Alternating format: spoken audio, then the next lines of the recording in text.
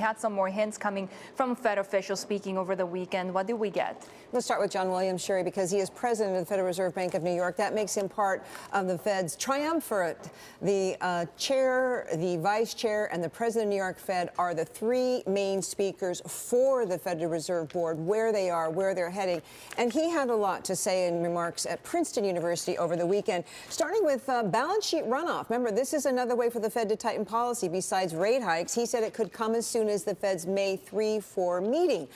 He's echoed Jay Powell. He's echoed Esther George from the Kansas City Fed, Jim Bullard from the St. Louis Fed. Important, though, to see that John Williams is on board as well. And he reminds us that this is kind of a second channel, balance sheet runoff. When you buy bonds, you stimulate. When you start letting them run off the balance sheet and shrink it, that is removal of stimulus. It's the opposite direction. That's what the Fed needs to do.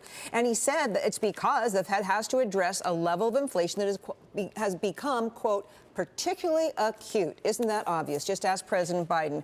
Let's move on to Mary Daly, president of San Francisco Fed, a well-known dove who has definitely been coming around to the view that it's going to be necessary to hike more aggressively than she would have thought just a couple of months ago. She said the case for a 50 basis point rate hike in May, quote, has grown, barring any negative surprise, but certainly no negative surprises in that jobs report. She said it showed that the labor market is very strong and tight to an unsustainable level. Unemployment at 3.6% in March has only been that low 3 times in the past 50 years.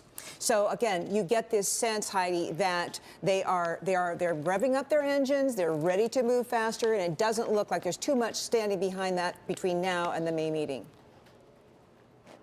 There's a lot of talk about the neutral rate. What actually is the neutral rate? What does New York Fed President John Williams have to say about that? What is the neutral rate, after all? That's a very important question. Also important, let me start by saying that John Williams made these remarks about the neutral rate, not in his prepared speech, but in answer to a question. I'd like to add that because this is then right off the top of his head. And first of all, I said they don't have to rush to get there.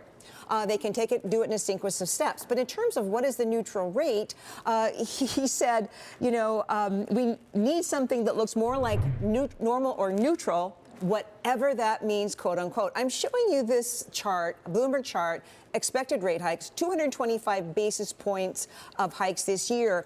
To kind of encapsulate, the neutral rate is the rate when you get it high enough, but not too high. It slows down inflation, but it doesn't push it into recession. That's a very tricky feat right now, particularly when you're fighting inflation that we haven't seen this high in 40 years. How can you really be sure where a neutral rate is?